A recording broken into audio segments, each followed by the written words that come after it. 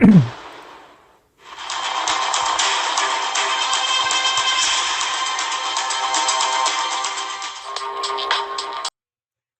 araw po sa inyong lahat mga karabin natin at welcome back dito po sa ating munting channel Pinas News Review, kung saan re-reviewin po natin ang mga mahalagang balita dito sa Pilipinas at mga simpleng komento sa mga issue dito sa Pinas. At ito nga mga karabin natin, lumabas ang pagka-aktivista ni Ka Eric sumabog sa galit sa administrasyon ni PBBM.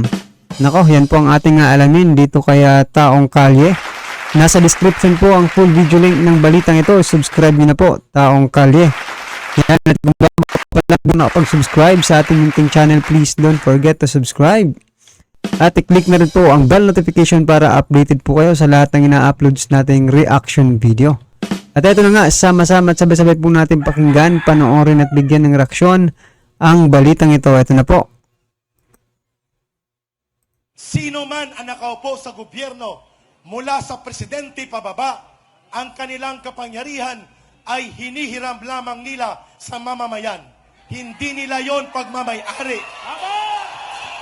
Kaya tama lang, ang kapangyarihan at kalayaan ay dapat maibalik sa taong bayan.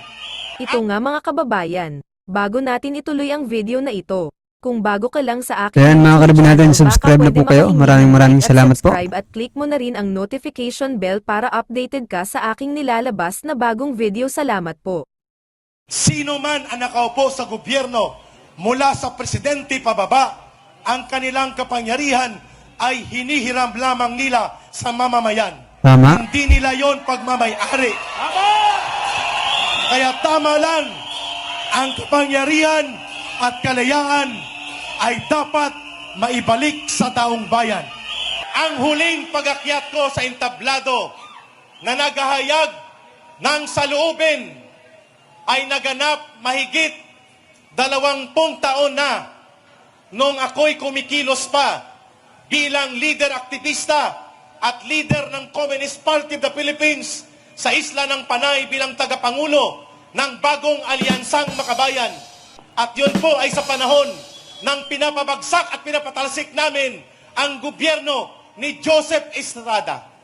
2001, noong January, ang huling akyat ko sa entablado bilang tagapagsalita sa urban operation ng CPP, NPA, NDF para kalabanin ng gobyerno, palitan ang pang-aabuso, at ang kasama ko noon ay siya ngayon ang nilalabanan ko. Sapagkat after 2001, idineploy po ako sa National Operations Command ng New People's Army at nag-underground po ako.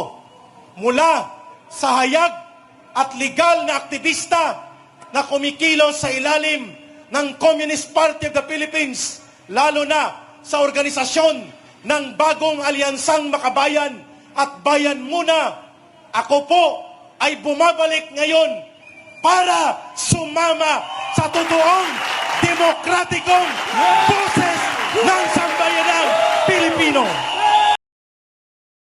Ayan, mga karabin natin, grabe po yung sigawan ng mga kababayan natin na talagang sabihin natin uhaw na uhaw sa pag-asenso, di ba, ng ating bansa or pagbabago ng ating bansa. Sapagkat nangako naman po na di ba, magbibigay ng progreso sa ating bansa. Pero wala eh. Walang nararamdaman ang tao. Alam niyo mga karibon natin, kung talagang di ba, ang taong busog ay hindi po maingay yan. I mean, kung naibibigay lang ng gobyerno kung ano yung dapat at sapat, no, para sa ating lahat, sa ating mga kababayan, no, hindi po mangyayari ang ganito, di ba? Wala pong rally kapag busog po ang taong bayan. Ano po pang ibig sabihin ko ng busog? Hindi naman literally na busog talaga. I mean, yung sapat lang, di ba? Okay na. Yung makakabili ka ng pangangailangan mo, no? Yung matutustusan mo, yung pamilya mo, makasurvive kayo everyday. Okay na po yun. Diba? O, Baka sabihin naman ng iba, bakit nyo naman iaasa sa gobyerno? Kaya nga po may gobyerno tayo para solusyonan po yung mga problema ng ating bansa, di ba? Di kung hindi tayo aasa sa ating gobyerno, di ba? Wala na, wag na lang maggobyerno.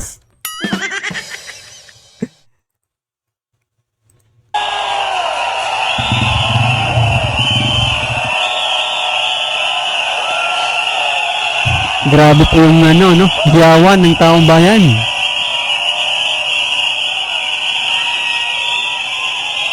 Hindi ko lubos maisip na muli akong aakyat sa entablado at magsasalita ng mga pagkakamali sa gobyernong pilit kong niyakap, binalikan at tinulungan sa pagtitiwalang magiging matino ang gobyernong ito.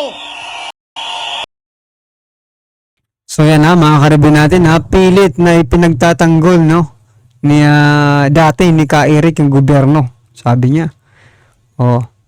Pero ngayon bumalik uli siya para labanan or sitahin yung mga pagkakamali. Baka naman sabihin po na naman yung ng mga ibang vlogger na mga karibu natin na nagpapasimuno na naman po si Ka Eric ng kaguluhan dito sa ating bansa.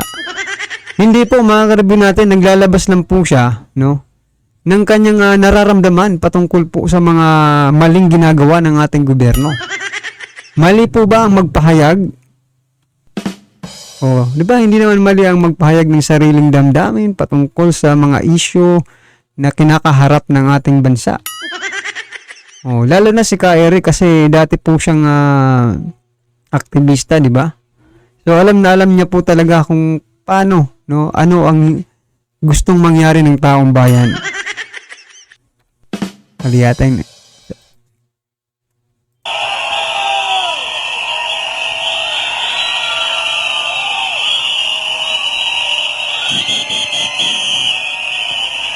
Iniwan ko ang madugo at marahas na buhay ng isang rebelde. Binalikan ko ang totoong demokrasya na siyang dapat kayakap ng mamamayan sa pagtindig sa katotohanan na hindi po dugo, armas, pagpatay ang dapat na pamamaraan upang marinig ang boses ng mamamayan, upang abutin at kamtin ang matino at may prinsipyo at hindi nanunupil na uri ng pamahalaan.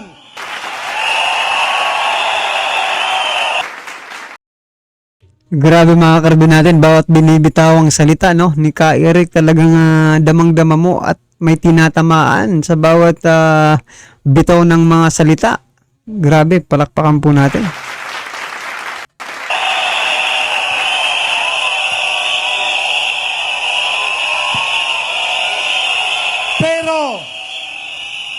Pero mukhang nagkakamali ba kami? Nagkakamali ba ako? Hindi. Sapagkat tama lamang na nandito tayo, hindi para manawagan ng karahasan, ng dugo at pagpatay, kung hindi upang iparinig sa mga nakaupo sa gobyerno ngayon na ang kanilang tungkulin ay dapat pinapakinggan, nirerespeto ang karapatan ng mamamayan.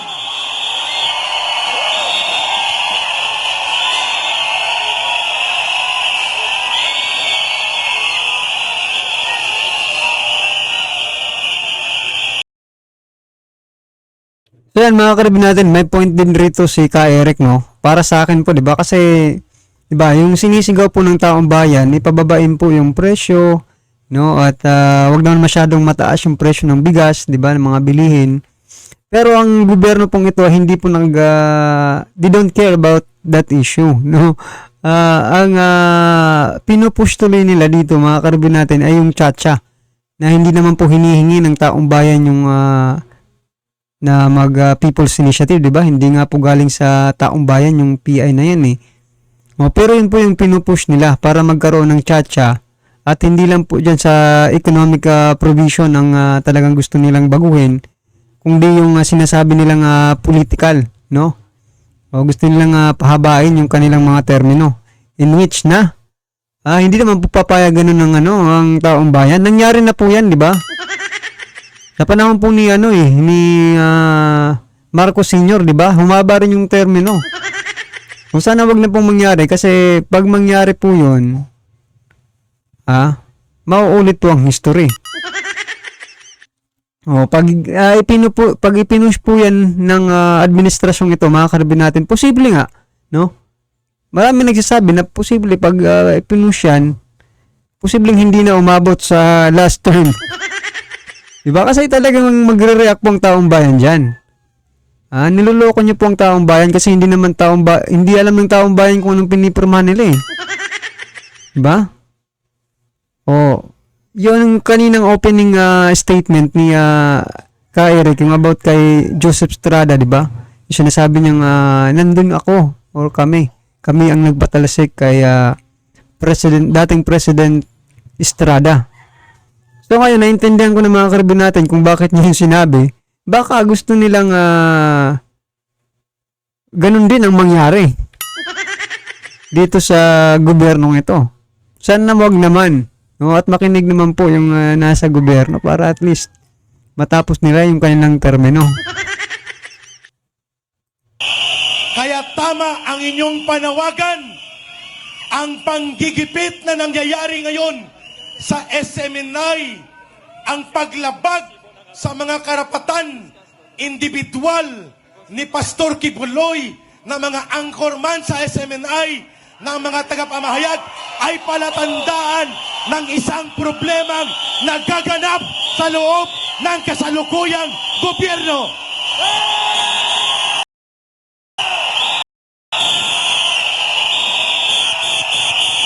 Palatandaan ito na may dapat tayong punain at ang pagpupuna sa gobyerno sa pamamagitan ng mapayapang paghahayag at pagtitipon ng mamamayan ay hindi pagre-rebelde kundi tungkulin ng mabuting mamamayan sa kanyang bayan at sa kanyang kapwa-tao.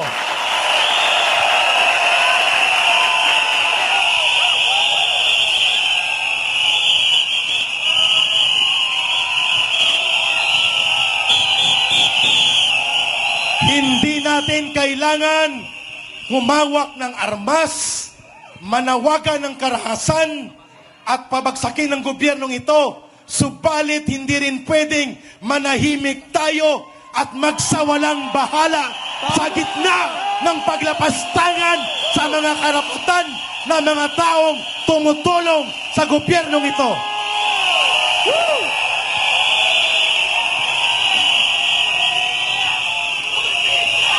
Hostisya! Hostisya! Hostisya! Hostisya! Hostisya! Hostisya! Tama po kayo, mga kasama. Si Pastor Kibuloy, ang SMNI, si Rodrigo Duterte, si Sara Duterte, hindi po sila mga kalaban ng mamamayan. Hindi po sila mga kalaban ng gobyernong ito.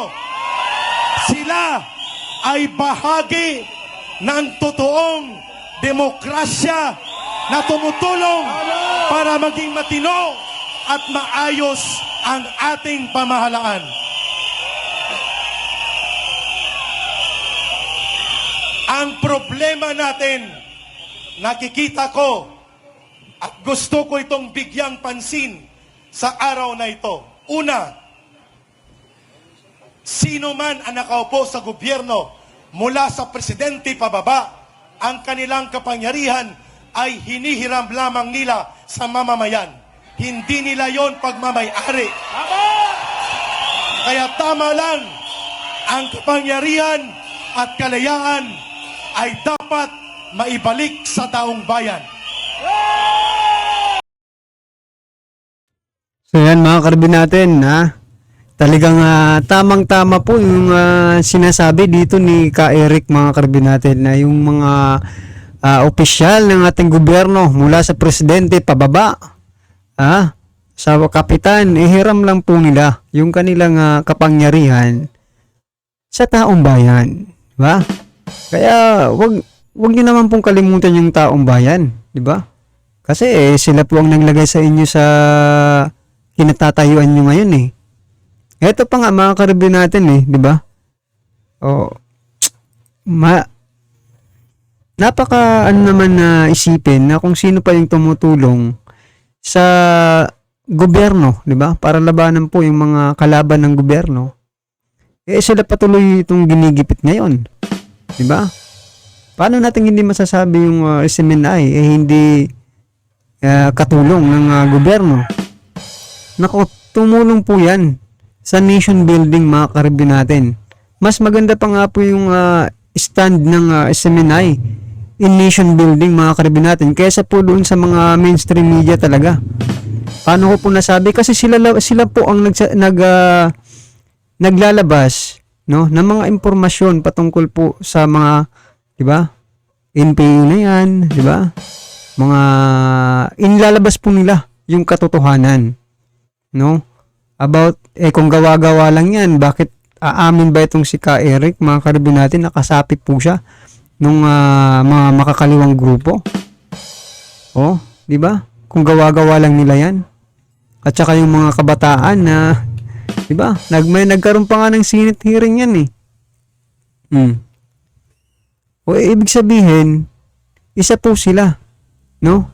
Sa nagbibigay ng totoong impormasyon. Ewan ko ba sa iba bakit sinasabi nilang 'di ba? O yun nga po mga karibyo natin eh. Talagang dinadali po kasi posible kasi nakadikit po sila sa mga Duterte. Ganun ba? O yan mga karibyo natin. Anong masasabi niyo po dito sa mga binitawang salita ni Ka Eric? Talagang bawat salita parang may pinatatamaan. O yan hiram lang po nila ang kanilang mga kapangyarihan sa ating lahat, sa taong bayan mga karibyo natin. Kaya ano man po ang sigaw ng taong bayan, sana pakinggan po nila para at least, 'di ba? Meron nga tayong kaugalian mga karibyo natin na pagbabayad ng utang na loob, 'di ba? Pero ewan ko ba, nakakalimutan 'to ng mga nananalong politiko, 'di ba? Yung utang na loob parang nawawala sa kanila kapag nananalo na eh. Pero pag panahon ng kampanya, gagawin po ang lahat, matatamis na mga pangako, mga pangarap lang pala yun. Yung 20 pesos ang kilong bigas, kaya pala hindi natutupad kasi pangarap lang. At hindi pala pangako. Yan Well, anyway mga karibin natin, lahat naman po tayo may kanya-kanyang reaksyon, komento at kritisismo. Comment na lang po sa baba para at least alam po ng ating mga kababayan ang inyo pong nararamdaman patungkol po sa naging balitang ito, right? Kung bago ka pa lang at di pa po napag-subscribe sa ating munting channel, please don't forget to subscribe at i-click na rin po ang bell notification para updated ka po sa lahat ng ina-uploads nating reaction video. Yan, huwag din po kalimutan mag-subscribe kay Taong Kalye. Nasa description po ang full video link ng balitang ito. Subscribe!